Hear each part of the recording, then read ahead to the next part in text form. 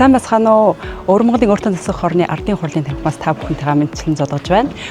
Бүгд найрамдах Хятад ард улсын улс төрийн зөвлөлт зөвлөлийн 13 дугаар сонгуулийн Өвөр Монголын өртөө засах хорны хорооны 4 дугаар чуулган өнөөдөр нээлттэй хийж байгаа юм а. Энэхүү 2026 оны Өвөр Монголын өртөө засах хорны 2 чуулган албан ёсоор эхэлж байна.